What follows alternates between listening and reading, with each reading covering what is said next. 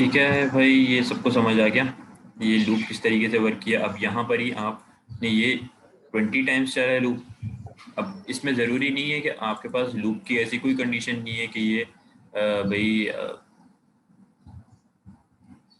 इसमें आप बस ये लाजमी है कि आपने ECX का इस्तेमाल करना है। ठीक है, ये इसमें कोई लिमिटेशन नहीं है कि आपने इसमें वैल्यूज़ क्या रखनी है। अब आप इसको चाहें तो इंक्रीमेंट करा सकते हैं, चाहें तो आप इसको डिक्रीमेंट करा सकते हैं। ये आपके ऊपर डिपेंड करता है कि आपने आउटपुट में क्या शो करना है। मैं यहाँ पर डिक्रीमेंट कर दूँ, ठीक है, और मैं यहाँ पर इसको 20 कर दूँ, तो ये 20 से 1 तक की काउंटिंग, या फिर 21 कर दूँ, ठीक है, तो ये मुझे 20 से 1 तक की काउंटिंग प्रिंट करा देगा। ये रहा। और इसी तरह का एक आपका टास्क भी था। आई होप वो आप लोगों ने किया होगा, और आई होप कि आप लोगों को वो समझ भी आ गया होगा। ठीक है, अच्छा, इसके अलावा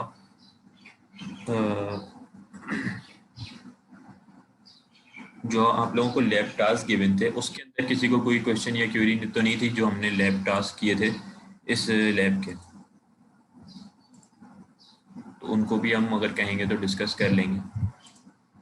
नो सर, ठीक है, इसका मतलब आप लोगों के टास्क परफॉर्म आप लोगों ने कर लिए थे। ठीक है, अच्छा, अब यहाँ पर आ जाते हैं। ये चीज़ तो सबने देख ली कि भाई जंप में और लूप में क्या फ़र्क है। सही है, जंप और लूप तो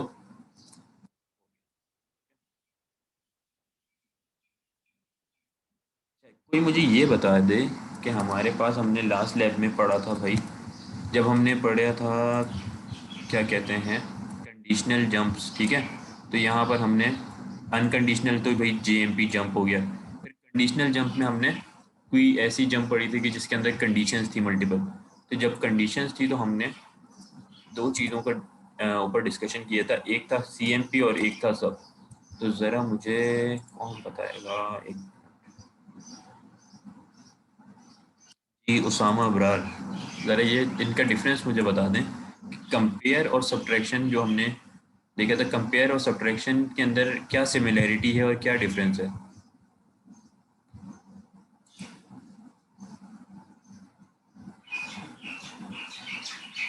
आंसर सही दें गलत दें, रिस्पॉन्ड लाजमी करें कि भाई, ताकि पता लग जाए।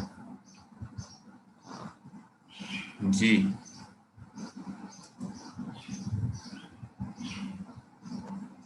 जी सर, क्वेश्चन रिपीट करेंगे दफा।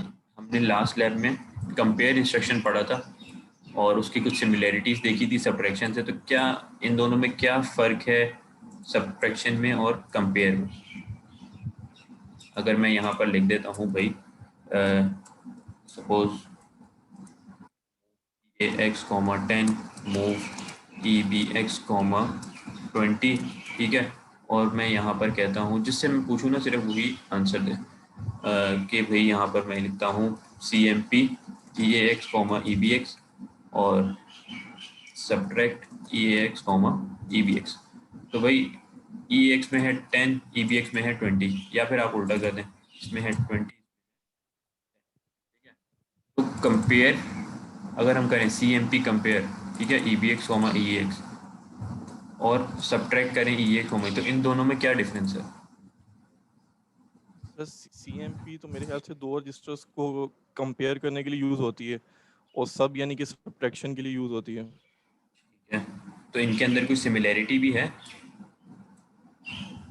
बेसिकली? सिमिलैरिटी सर, अच्छा, अब मुझे ये सिर्फ समझा दें कि कंपेयर में हमने लास्ट लैब में डिस्कस किया था कि कंपेयर के बैक एंड पे क्या काम हो रहा होता है, ये क्या करता है, किस तरह कंपेयर करता है आपस में इन दोनों को? याद नहीं है मुझे, सॉरी। चलें, कोई बात नहीं। अच्छा जी, कोई और स्टूडेंट जवाब देना चाहेगा जिसको पता हो, माइक ओपन करके? सर सोर्स में से डेस्टिनेशन को माइनस करता है कंपेयर करने के लिए, ये कंपेयर। बिल्कुल ऐसे ही है, सोर्स में से डेस्टिनेशन को नहीं, डेस्टिनेशन में से सोर्स को माइनस करता है बेसिकली, यानी कि डेस्टिनेशन में से सोर्स को सब्ट्रैक्ट करता है। हाँ, सही बताया, जित चैट में जिन स्टूडेंट्स ने भी बताया और जिन्होंने अभी भी बताया, बिल्कुल सही बताया कि भाई ये माइनस करता है। कंपेयर भी जो है सब्ट्रैक्शन परफॉर्म कर रहा होता है, और सब्ट्रैक्शन तो आपको पता ही है कि सब्ट्रैक्शन परफॉर्म करता है, ठीक है। यानी कि कंपेयर क्या करता है कि भाई डेस्टिनेशन में से, यानी कि EX जो डेस्टिनेशन है, इसमें से किस चीज़ को माइनस कर देता है, सोर्स को। यानी कि ये 20 था डेस्टिनेशन में, 10 था सोर्स में, यहाँ पर भी 20 डेस्टिनेशन में, 10 था सोर्स में। तो सब्ट्रैक्शन ने क्या किया भाई, डेस्टिनेशन में से सोर्स को माइनस कर दिया, यानी कि 10 को माइनस कर दिया। अब यहाँ पर क्या आ गया, 10, ठीक है, 20 की वजह, ये 20 था ना EX में, अब ये आ गया 10 क्योंकि सब्ट्रैक्ट हो गया। कंपेयर में भी इसी तरीके से हुआ कि भाई इसने सब्ट्रैक्ट कर दिया। अब ये मुझे आंसर नहीं पता लगा कि डिफरेंस क्या है इन दोनों के, ये कौन बताएगा मुझे। अभी तक तो आपने ये सिमिलैरिटी बताई ना कि भाई ये दोनों सब्ट्रैक्शन परफॉर्म करते हैं, कंपेयर भी सब्ट्रैक्ट करता है और सब्ट्रैक्ट भी सब्ट्रैक्ट करता है। अब इन दोनों में डिफरेंस क्या है?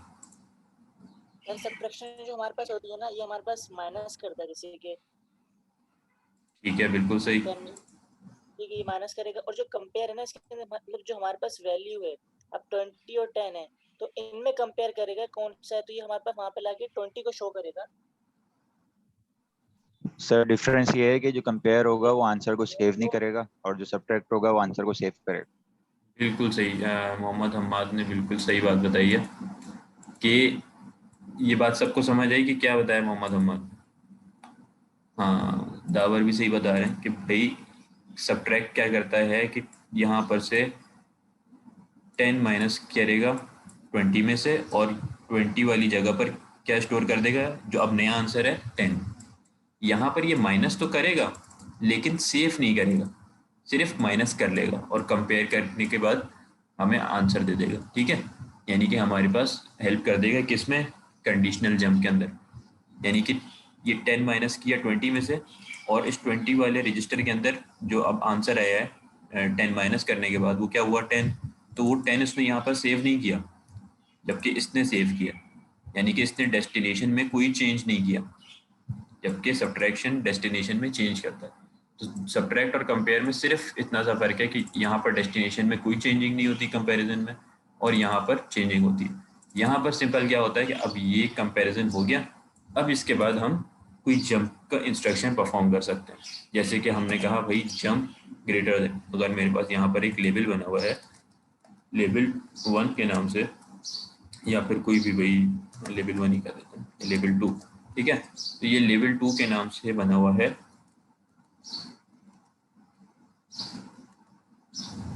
ठीक है। मैंने यहाँ JE किया, JE लेवल 2। तो ज़रा मुझे ये बता दें कि ये JE क्या है भाई। हाँ सही है, अफसन नुसरत ने भी सही आंसर दिया था, सही है। अच्छा सर जब ये इक्वल होंगे तो जंप करेगा। हाँ, जंप इक्वल सिर्फ तभी जंप करेगा कि जब ये कंपेयर होने के बाद ये दोनों इक्वल्स होंगे। अब ये चूंकि इक्वल्स नहीं है तो ये जंप नहीं करेगा और ये फ्लो में ही नीचे चलता जाएगा, यानी इस लाइन को ये इग्नोर कर देगा, सही है। तो ये बेसिकली जंप का। अब जंप के भी हमने मल्टीपल इंस्ट्रक्शंस देखे थे कि कंडीशनल जंप के अंदर, ठीक है। और वो क्या थे भाई, ये कंडीशनल जंप जब हमने पढ़ा था तो यहाँ पर हमने मल्टीपल इंस्ट्रक्शंस देखे थे, JE या फिर J0, ठीक है, JNE, या फिर आप उसकी जगह JNZ भी, जंप नॉट जीरो भी इस्तेमाल कर सकते हैं। एनी क्या है भाई, नॉट इक्वल्स। आप नॉट इक्वल्स की कंडीशन भी लगा सकते हैं कि भाई तब जंप करना है जब ये दोनों इक्वल्स ना हो, JNE, ठीक है। तो ये इक्वल नहीं है तो ये जंप कर जाएगा, जब तक ये इक्वल ना हो जाए तब तक ये जंप करते रहना। और आप यहाँ पर कहते हैं भाई कि इंक्रीमेंट, या फिर हाँ यहाँ कहते हैं इंक्रीमेंट EBX, ठीक है। तब तक इस लेबल के ऊपर जंप करते रहना जब तक ये इंक्रीमेंट ना होता जाए, ठीक है, और जब तक ये दोनों सेम ना हो जाए। और सेम होने के बाद आपने हर दफ़ा क्या करना है भाई,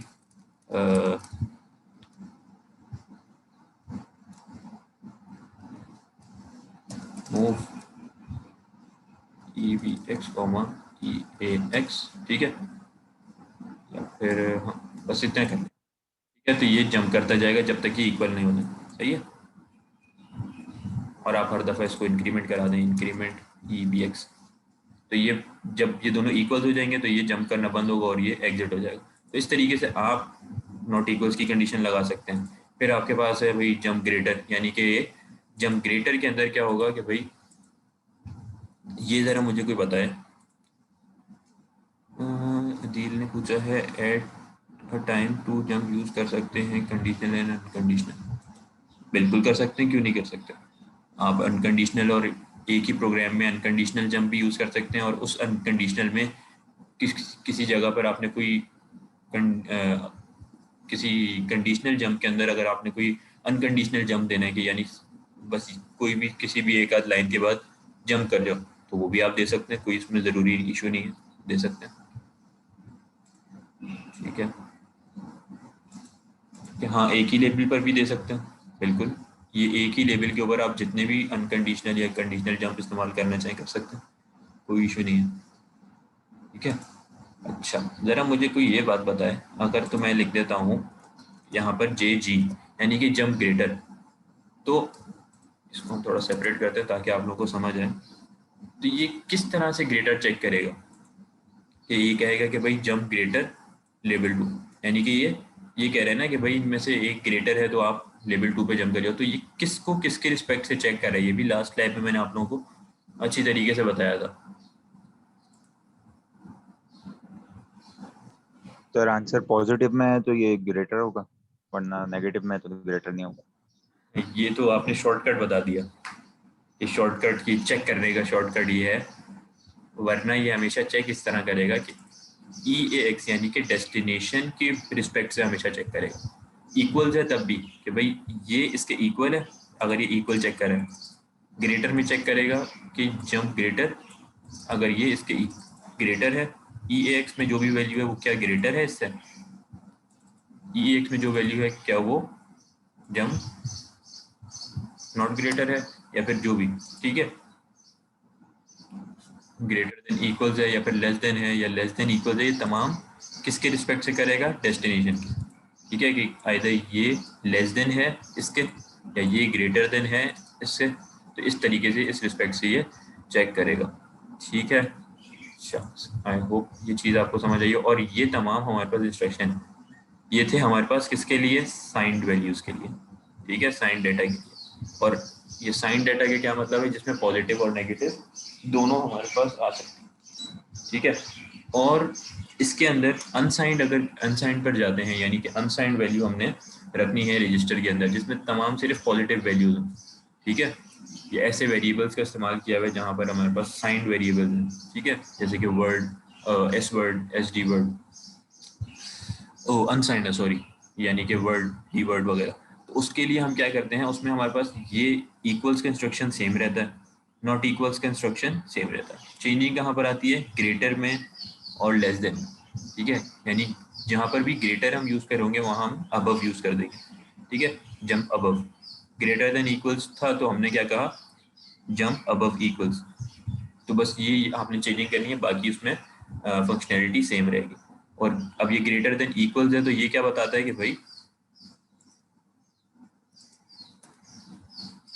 ठीक है ऐसे ही है जे जी ई। अब ये भी केस सेंसिटिव नहीं है, आप चाहें तो स्मॉल में भी लिख सकते हैं। तो जे जे ई क्या बताएगा कि भाई अगर ग्रेटर हो तब भी जंप कर जाओ, अगर इक्वल्स हो तब भी जंप कर जाओ। इन दोनों में से कोई भी कंडीशन ट्रू हो, ग्रेटर की या फिर इक्वल्स की, तो तुम जंप कर जाओ। ठीक है, सिर्फ लेस देन के ऊपर जंप नहीं करना। ठीक है, अगर ये ई एक्स लेस है, बेसिकली ई एक्स हमारे पास लेस ही है, सही है, तो ये कंडीशन है। तो ये तमाम कंडीशन आप लोग ने डिस्कस की थी और ये आई होप आप लोगों को समझ आ गई होंगी। और अच्छा फिर ये एक एग्जांपल भी थी हमारे पास किसकी, ये भी हमारे पास कंडीशनल जंप की, इसकी हेडिंग अनकंडीशनल लिखी हुई है, जबकि ये कंडीशनल जंप की एग्जांपल है। यहाँ पर जंप लेस देन इक्वल्स का इस्तेमाल हुआ है, सही है भाई। अच्छा लूप को हमने डिस्कस कर लिया। अच्छा अगर तो आपको कोई कहे कि भाई हमें एक सपोज टेबल प्रिंट करना है, ये क्लास लैब में भी एक स्टूडेंट ने पूछा था कि सर हमें टेबल प्रिंट करना हो, सपोज मैं कह देता हूँ आपको यहाँ पर, इसको हम रिमूव करते हैं, ये सब चीज़ें तो आपको समझ आई हुई हैं।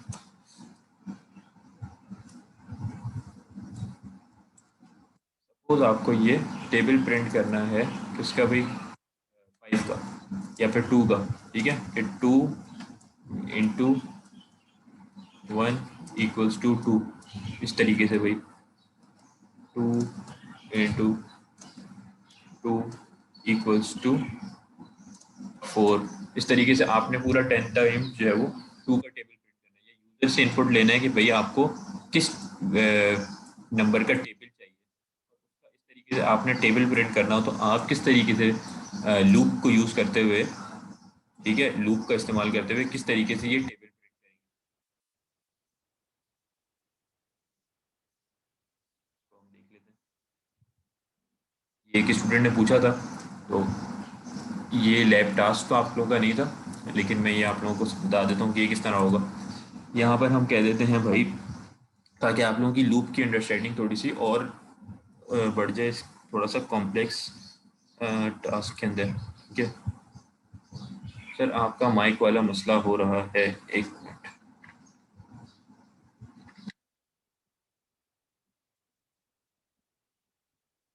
ठीक है, अभी आपको आई होप आवाज़ आ रही होगी। और अच्छा, अब यहाँ पर हम कह देते हैं भाई, अगर हमने ये टेबल क्रिएट करना है, ठीक है, तो टेबल क्रिएट करने के लिए भाई हम यूज़र से इनपुट ले लेते हैं। मैं कह देता हूँ मैसेज बाइट टाइप का, और उसमें कह देता हूँ भाई एंटर, ठीक है, और यहाँ पर मैं इसको एंड कर देता हूँ, ठीक है, और यूज़र से यहाँ पर इनपुट ले लेंगे। दूसरा मैं मैसेज 1 क्रिएट कर देता हूँ बाइट टाइप का, और यहाँ पर मैं कहता हूँ भाई स्टैटिक, क्योंकि हमने ये इस तरह प्रिंट करना है ना, ये आउटपुट आना चाहिए। मैं यहाँ पर कमेंट्स में थोड़ा सा लिख देता हूँ।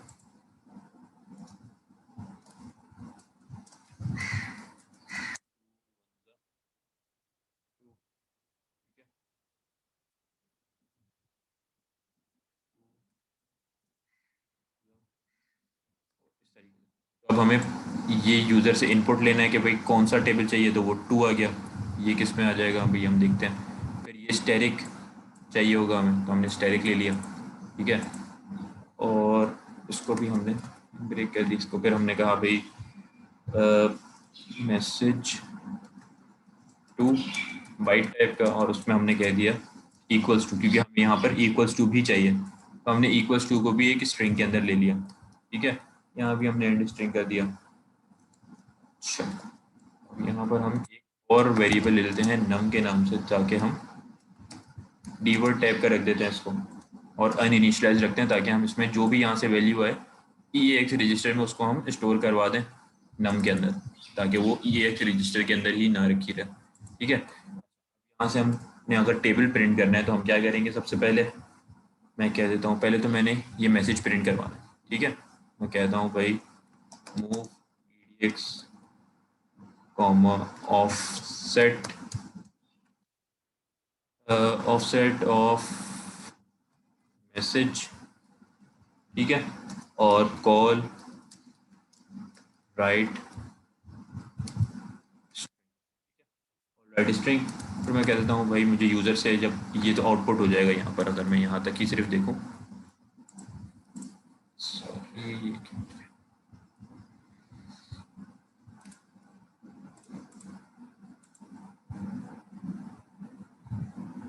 ये आ गया भाई इंटर द नंबर, सही है।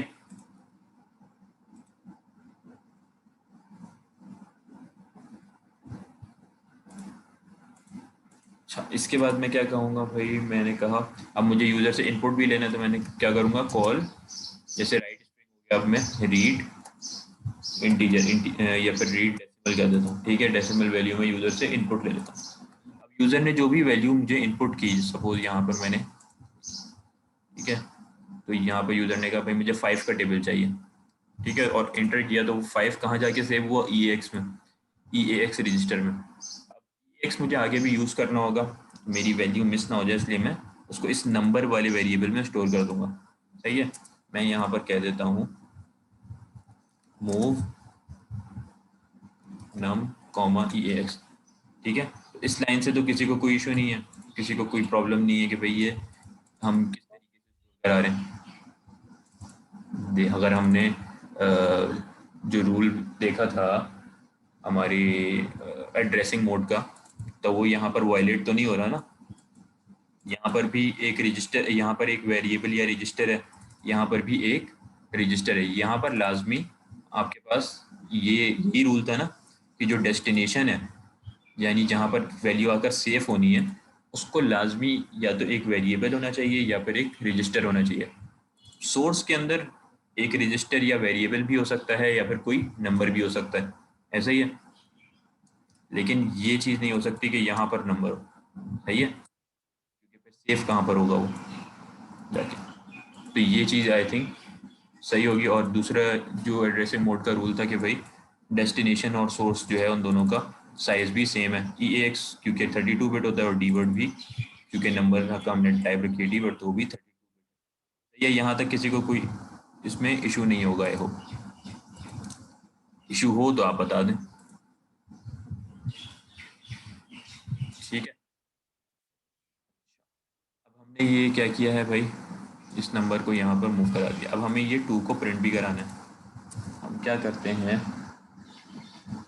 हम लूप का इस्तेमाल करेंगे यहाँ पर क्योंकि हमने मल्टीपल टाइम्स एक ही लाइन परफॉर्म करनी है कुछ चेंजिंग के साथ। हम कहेंगे भाई मूव ECX, 10 10 टाइम्स, ज़ाहिर है 10 तक का आप बताएंगे भाई। अगर 5 दिए तो 5 10 तक क्या आपने लूप चलाना है। तो लूप का आपको पता है, आपने लूप का काउंट दे दिया भाई 10 ECX, 10, ठीक है। अच्छा, फिर आपने कहा मूव EBX, 1, ठीक है। यानी इसको हमने स्टार्ट कहाँ से करना है, 1 से। यानी कि अगर 5 है तो 5 1 ज़ा 5 है ना, या 2 1 ज़ा 2, तो 1 से स्टार्ट करना है। ये भी आपने दे दिया। अब आप एक लेबल क्रिएट कर लें। मैंने कहा लेबल के लिए L1, सही है, L1। और L1 के अंदर क्या देता हूँ, अभी तो मैंने सिर्फ एक सपोज कर लें, जैसे अगर ये भाई हमारे पास 4 1 ज़ा 4 और 4 2 ज़ा 8, सही है। तो इसके अंदर मैं इसको यहाँ से चलना करता हूँ, मैं इसको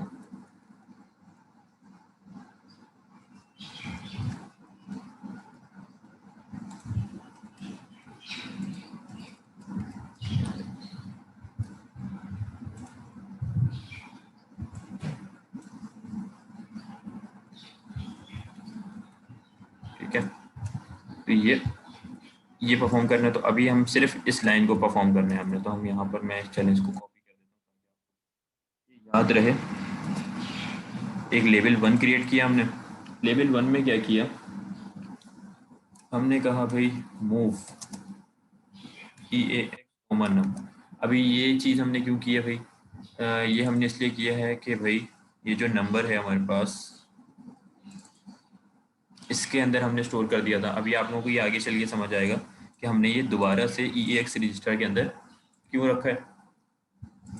अपना जो नम की वैल्यू है, नम यानी कि सपोज अगर इसने यूज़र ने 4 दिया तो ये 4 हमने दोबारा EAX में स्टोर क्यों किया, ये भी आप लोगों को समझ आ जाएगा।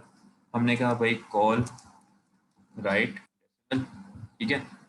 ये इसलिए बेसिकली किया क्योंकि अब हमें इस नम को यानी कि 4 को क्या कराना था, आउटपुट स्क्रीन पर शो कराना था। हमने कहा कॉल राइट डेसिमल, तो इससे ये आउटपुट स्क्रीन पर ये 4 अभी तक शो हो गया, सही है। अब हमने ये मल्टीप्लाई का साइन शो कराना है, सही है। तो अब हमने कहा भाई अच्छा, साइन शो कराने से पहले मल्टीप्लाई कर लेते हैं। हमने कहा मल्टीप्लाई EBX में बेसिकली क्या था 1, ऐसा ही है। EBX में था 1 और हमने फर्स्ट टाइम में किससे मल्टीप्लाई कराना होता है, 4 1 ज़ा 4, ठीक है। तो हमने इस 1 से ही इसको मल्टीप्लाई करा दिया। और मल्टीप्लिकेशन में आपको रूल पता है कि हमारे पास जो ये सोर्स होती है इसको अपना डेस्टिनेशन पहले से पता होता है। मल्टीप्लाई में आपको सोर्स और डेस्टिनेशन दोनों लिखना नहीं होता, आपने सिर्फ सोर्स लिखना है और उसको डेस्टिनेशन मालूम है कि मुझे किससे जाके मल्टीप्लाई करना है, EAX से। EAX में क्या है 4, तो ये 1 मल्टीप्लाई हो जाएगा 4 से, यानी 4 1 ज़ा 4। और सेफ कहाँ होगा, जाके EAX रजिस्टर में, सही है, ये भी आपको पता है। तो अब ये क्या हो गया, 4 1 ज़ा 4 मल्टीप्लाई हो गया। अब हमने उसको शो भी कहाँ कराना है, यहाँ पर 4 1 ज़ा 4, इसी तरह 4 2 ज़ा 8, तो वो आगे चलता जाएगा। तो अब ये इसका आंसर जो है वो आ गया है यहाँ पर, ये है 4। सही है। अब हम क्या करेंगे, हम एक काम करेंगे कि अब ये मल्टीप्लाई वाला साइन हमने प्रिंट कराना है, तो इसको अभी जब हम पूरा कोड कर लेंगे दोबारा से ड्राई रन करके भी मैं आप लोगों को दिखा दूंगा ताकि कोई क्वेरी ना रहे। फिर हम करते हैं भाई move edx comma offset message 1, ठीक है, मैसेज 1। और उसके बाद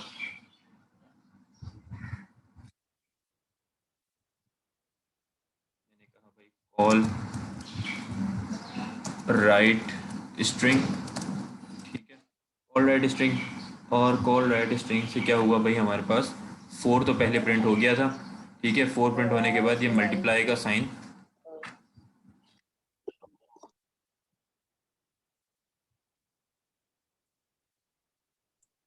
ये मल्टीप्लाई का साइन भी आपका प्रिंट हो गया, ठीक है। इसके बाद क्या प्रिंट होना चाहिए, 1, ठीक है।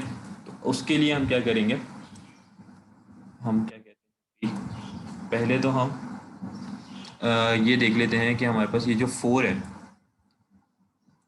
ये कहाँ जाकर सेव हुआ है, EAX में, यानी कि 4 1 जा 4। तो ये 4 कहाँ जाके सेव हुआ है, EAX में। तो उस EAX के अंदर भी हमें ज़ाहिर है आगे यूज़ करना होगा, तो हम इसको किसी वेरिएबल में सेव कर लेते हैं। हम यहाँ पर एक वेरिएबल ले लेते हैं, सपोज किसके नाम से, रिजल्ट, रिजल्ट के नाम से। और इसको हम इसको भी डी-वर्ड टाइप का रख देते हैं, ठीक है। यहाँ पर हम इस रिजल्ट को यूज़ कर लेंगे, यानी कि ये रिजल्ट है, ठीक है। और हम EAX में जो वैल्यू आई थी उसको हम मूव करवा देते हैं पहले। यहाँ पर हम कहते हैं मूव रिजल्ट कॉमा EAX, सही है। और इसके बाद हम कहते हैं मूव EAX कॉमा EBX। अच्छा, ये हमने क्यों किया है, क्योंकि अब हमें ये 4 प्रिंट हो चुका है, स्टैटिक प्रिंट हो गया, अब ये 1 प्रिंट कराना है। 1 कहाँ था, EBX में, तो EBX को हमने स्टोर किया EAX में, और इसको हम ज़ाहिर है आउटपुट स्क्रीन पे शो कराने के लिए हमें क्या करना पड़ता है, EAX में होना चाहिए वैल्यू। तो उसको हमने कहा कॉल राइट डेसिमल, सही है। तो अब हमारे पास क्या चीज़ प्रिंट हो चुकी है, 4 मल्टीप्लाई और ये 1, ठीक है। अब इक्वल्स टू प्रिंट करना है। इक्वल्स टू के लिए हम क्या करेंगे, मूव EDX कॉमा ऑफसेट, और कौन से वाले वेरिएबल में इक्वल्स टू मैसेज 2, हम कहेंगे मैसेज 2, सही है। और कॉल राइट स्ट्रिंग, जो है हमारा राइट स्ट्रिंग से ये इक्वल्स टू भी प्रिंट हो गया, सही है। अब क्या आना चाहिए भाई, इक्वल्स टू भी आ गया, और अब हमारा आंसर यानी कि 4 प्रिंट होना चाहिए। तो 4 के लिए क्या करेंगे हम, 4 कहाँ पर सेव्ड है, आंसर में, ओ या रिजल्ट में, ठीक है। ये EAX को हमने रिजल्ट में सेव किया था, तो अब इस रिजल्ट को हम प्रिंट कराने के क्या करेंगे, मूव EAX के रजिस्टर में रिजल्ट, सही है, और कॉल राइट डेसिमल, सही है। यहाँ तक आई होप किसी को कोई मसला नहीं आया होगा, यानी कि रिजल्ट के अंदर 4 जो आया था उसको हमने EAX रजिस्टर में मूव किया, और EAX को हमने राइट डेसिमल कर दिया, सही है। अच्छा, राइट डेसिमल करने के बाद क्या किया, अब हमारे पास क्या इक्वेशन यहाँ तक फर्स्ट कौन सी परफॉर्म हो गई है, 4 मल्टीप्लाई बाय 1 इक्वल्स टू 4। अच्छा, यहाँ पर हम एक काम करते हैं, इसको अभी रन करेंगे, यहाँ पर गैप भी दे देते हैं ताकि इनके दरमियान बीच में गैप आ जाए, ठीक है। ये इक्वेशन अभी तक इस कोड के थ्रू पहली वाली लाइन परफॉर्म हो गई है, सही है। और इसके बाद हम क्या करेंगे भाई, कॉल CRLF, जिससे लाइन ब्रेक होगी, ठीक है, और कॉल वेट MSG, ठीक है। अच्छा,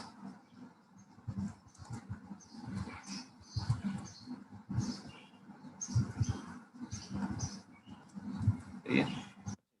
पहले क्या करेंगे हम, कॉल CRLF यानी लाइन ब्रेक करेंगे एक दफ़ा, जब एक दफ़ा प्रिंट हो गया तो लाइन ब्रेक किया, और उसके बाद हम क्या करेंगे, इंक्रीमेंट किसमें, हमें हर दफ़ा क्या होता है 4, ये चीज़ वैसी ही रहती है, यानी कि 4 वैसे ही रहेगा, ये आउटपुट तो वैसे ही आपके हाथ में नहीं है, ये तो चेंज होता रहेगा, ठीक है। असल चेंजिंग किस में आती है, 1 2 3 4, यानी कि 4 1 जा 4 4 2 जा 8, स्टेरिक भी वैसे ही रहेगा और इक्वल टू, तो सिर्फ किस में चेंजिंग आएगी, इस 1 में। और ये 1 क्या है हमारे पास, EBX।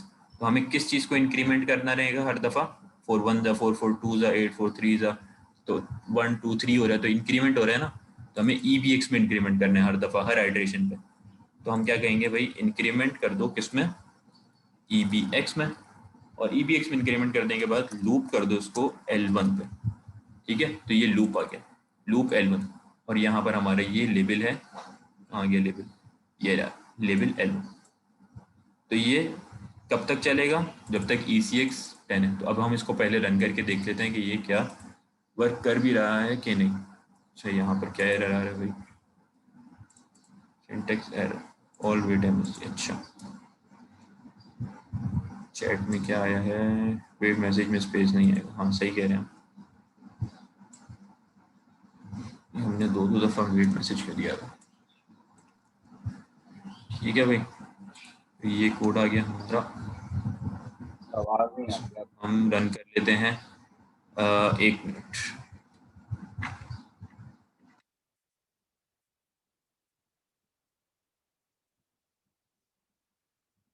अब ये हमसे नंबर मांग रहे हैं, हमने कहा 4 एंटर। तो ये देखें हमारे पास हमारी ये सीरीज़ आ गई, पूरा टेबल आ गया, 4 1 जा 4 4 2 जा 8 4 3 जा 12 4 4 जा 16 4 5 जा 20, इस तरह 10 तक की ये सीरीज़ आ गई। तो इस आई होप इस टेबल के अंदर तो किसी को कोई इशू नहीं आया होगा। सिंपल टास्क किया है हमने, एंटर द नंबर, इसको हमने आउटपुट स्क्रीन पे शो कराया, ठीक है। यूज़र से इनपुट लिया रीड डेसिमल के थ्रू, कॉल रीड डेसिमल, जो भी वैल्यू आई उसको हमने नंबर में सेव करवा दिया, यानी कि EX में वैल्यू आई होगी तो EX के अंदर हमने मूव करवा दिया, EX की वैल्यू को नंबर में मूव करवा दिया, ये रहा नंबर, ठीक है। अब जैसे 4 आया था तो 4 कहाँ जाके सेव हो गया, नंबर में। उसके बाद हमने एक लूप क्रिएट कर दिया, लूप क्या कर रहा है भाई, पहले ये 4 को प्रिंट कर रहा है, यानी नंबर को हर दफ़ा मूव EX नंबर और कॉल रेड, हर लाइन में 4 4 4 4 तो आता ही है। फिर इक्वल्स टू लाने के लिए क्या करना है, मल्टीप्लाई, अच्छा ये काम हो रहा है, इक्वल्स टू के लिए move EDX comma offset message 1 call right string, message 1 की क्या है, स्टेरिक, ठीक है। और ये मल्टीप्लाई EBX हमने पहले कर दिया, आप बाद में कर दें, कोई इसमें इशू नहीं, ठीक है। EBX मल्टीप्लाई होने से क्या मतलब है कि भाई EBX किससे मल्टीप्लाई होगा, जाके EAX से। EAX में क्या है, EAX में है भाई ये 4, यानी कि जो यूज़र ने इनपुट दिया था नंबर वो, और EBX में क्या है 1, पहली दफ़ा में 1 है, अगली दफ़ा जब रन होगा, जब इंक्रीमेंट हो जाएगा EBX तो ये 2 होगा। तो इसने क्या किया, मल्टीप्लाई 4 1 जा 4, और जो भी आंसर आया EAX में उसको हमने यहाँ पर रिजल्ट के अंदर सेव करवा दिया, ठीक है। यानी कि ये जो आंसर आएगा ये रिजल्ट में सेव है, अगली दफ़ा जब 4 की बजाय 8 आएगा तो ये 8 रिजल्ट में सेव होगा, सही है। इस तरीके से ये आइट्रेशंस चलती रहेंगी। अगर आप लाइन बाय लाइन ये इस तरीके से इसको, कोई भी टास्क है उसको ब्रेक करके आप करेंगे तो आपको फिर इसमें आसानी होगी, सही है। फिर सेकंड हमने स्टेरिक प्रिंट कराना था, स्टेरिक हमने मैसेज 1 के थ्रू कर दिया, फिर रिजल्ट को हमने इसमें मूव कर दिया, सही है। और फिर हमने क्या किया भाई, क्योंकि अब हमें ये 1 प्रिंट कराना था, 1 EBX में था, तो इसको हमने EAX में मूव किया और राइट डेसिमल कर दिया। ये जो भी आपने आउटपुट प्रिंट कराना है उसको आपने EAX के अंदर मूव करना लाजमी होगा, ठीक है, राइट डेसिमल करने के लिए। अच्छा, फिर आपने क्या कहा भाई, move EDX comma offset message 2, message 2 में क्या था भाई, इक्वल्स टू, ये इक्वल्स टू आया। फिर आपने आंसर को करना था, तो आपने आंसर करने के लिए क्या किया, रिजल्ट को EAX में मूव करा और राइट डेसिमल कर दिया। और अब एक दफ़ा इटरेशन परफॉर्म हो गई, अब आपने इसमें चेंजिंग करनी है ताकि ये मल्टीप्लाई EBX हो रहा है ना, यानी 1 मल्टीप्लाई हो रहा है जाके 4 से, यूज़र इनपुट से, अगली दफ़ा में 2 हो, उसके लिए आपने यहाँ पर क्या कर दिया, इंक्रीमेंट EBX, और फिर लूप वापस चला दिया लेवल 1। तो ये 10 दफ़ा चल जाएगा ऑटोमेटिकली, क्योंकि आपने ECX का काउंटर 10 रखा। पहली दफ़ा जब ये लूप कॉल होगा तो ये ECX 10 की बजाय 9 होगा, फिर 8 7 6 करते करते जब 10 दफ़ा चल जाएगा ये लूप, और आपका पूरा टेबल प्रिंट हो जाएगा, और ये जैसे ही 0 होगा तो आपका लूप एंड होगा और यहाँ पर एग्जिट हो जाएगा, सही है भाई। अच्छा, आई होप इसके अंदर किसी को कोई क्वेश्चन या क्वेरी नहीं आई होगी। और ये आप लोगों के टास्क थे कुछ, ये आप लोग कह रहे हैं कि आप लोगों ने परफॉर्म कर लिए हैं, कोई इसमें इशू नहीं है। तो अब हम चलते हैं आपकी लैब नंबर 5 के ऊपर, आज की लैब के ऊपर। और ये एक छोटी सी लैब है, इतना ज़्यादा इसमें कॉन्सेप्ट ज़्यादा नहीं है। अटेंडेंस ले लें, सेशन एंड हो रहा है। अच्छा, इसके अंदर आपके जो है कॉन्सेप्ट सिर्फ 2 ही हैं, लेकिन टास्क इसके अंदर आपके ज़्यादा हैं, ठीक है। यानी कि टास्क थोड़े से टेक्निकल हैं, तो इसको भी अभी हम डिस्कस करते हैं। चलें, आप लोगों की पहले अटेंडेंस ले लेते हैं और फिर एक ब्रेक देते थे, और उसके बाद फिर हम कंटिन्यू कर लेंगे। तो अटेंडेंस पे आ जाते हैं। 7 है ना आप लोगों का?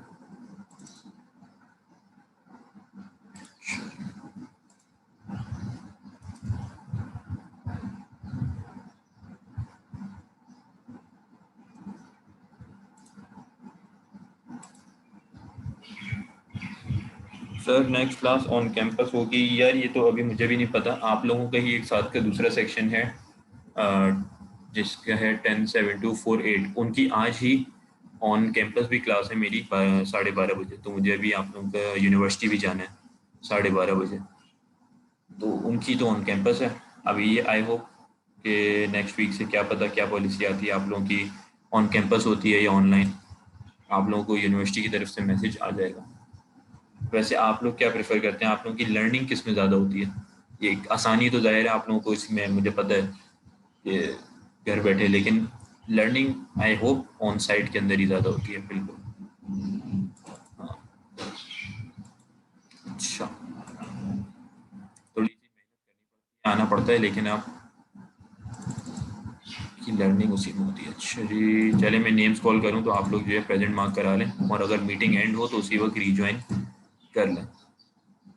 अच्छा, कितने? अच्छा जी, एक एक दफ़ा नाम मैं कॉल करूँगा, या एक काम करते हैं हम, आप लोग मीटिंग को कितने, 26 स्टूडेंट है ना, 2 मिनट रह गए, ये बीच में ही एंड होगी। आप लोग 26 स्टूडेंट सारे, इसको एक काम करें, या बल्कि एक वेट करें।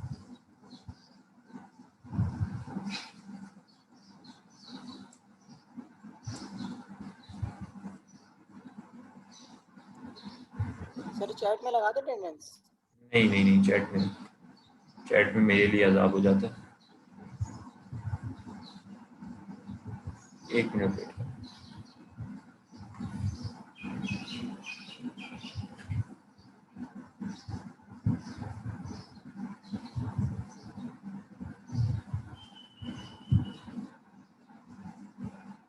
आप लोग रीज्वाइन करें, और रीज्वाइन करके फिर हम अटेंडेंस ले लेते हैं, ठीक है, फिर ब्रेक लेते हैं।